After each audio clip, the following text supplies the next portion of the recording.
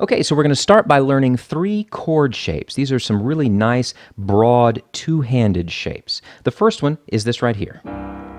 This is a voicing for a C9 chord. The left hand plays C and G, and the right hand plays E, B flat, and D.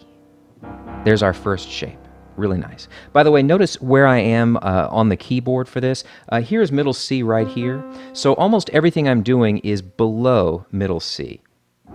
I think that's a really good area of the keyboard to do this in. I really like that sound. Okay, so that's our first shape. The second shape is going to be exactly like this, except we're going to move every note up by 1 note. That gives us this right here. D flat 9. So now my left hand is playing D flat and A flat. The right hand is playing F, B, and E flat. By the way, there's a reason why some people might want to call this note C flat, but right now I'm focusing on making this easy to find the keys, and so I'm going to call it B. So there's our second shape. Our third shape is going to be the same as the first shape, except this time we're going to move everything down by 1. That gives us this right here, a B9 chord voicing. So we've got left hand B and F sharp, and the right hand D sharp, A, and C sharp. There's our third chord. So now we have these 3 chords. Okay, so what are we going to do with these chords? Well, the first thing I would suggest is that you spend some time just getting used to the feeling and the sound of moving back and forth between these chords. So you might start with the C9 and then move up to D flat and then move back to C.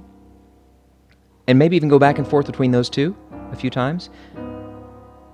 Then you can practice moving from C9 to B9, back and forth. And when you're ready, you could maybe kind of mix and match. So I'll be start at C and I'll go up to D flat, back to C, down to B, up to C, and so on. Just spend some time getting used to the way that all that feels and the way that it sounds. Once you've reached a point where you're reasonably comfortable with it, now the fun really begins. And really, it's kind of sky's the limit here. Just explore and have fun. But I will give you a few things that you can try. First, you can try exploring different rhythms, something like this.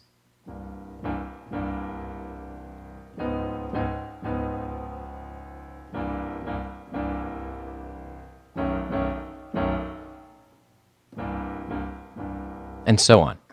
Next, you can try separating the hands, thinking of them as 2 separate units. So that can be done a couple different ways. I'm going to use some pedal here.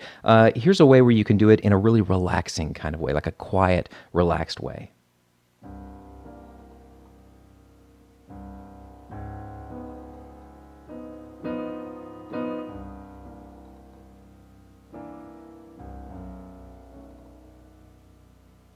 And so on. Or you could do this in a much more upbeat way, something like this.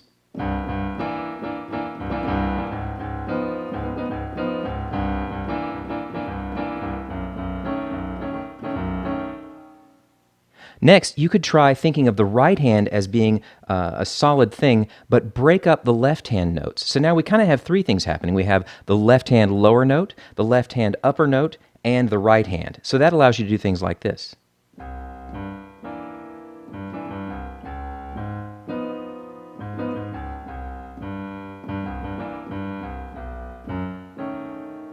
And so on.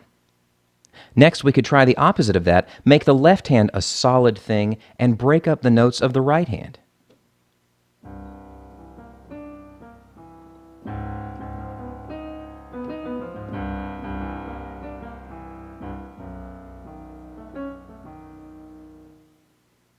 Finally, we could break up everything and just arpeggiate, playing 1 note at a time, something like this.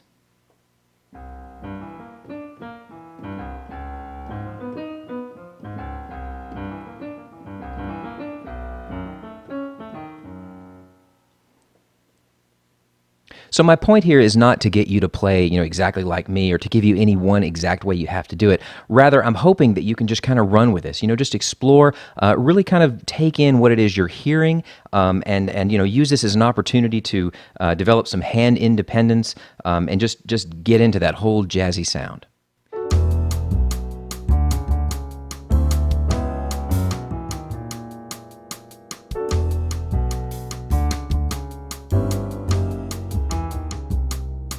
Don't forget to download the PDF for this lesson.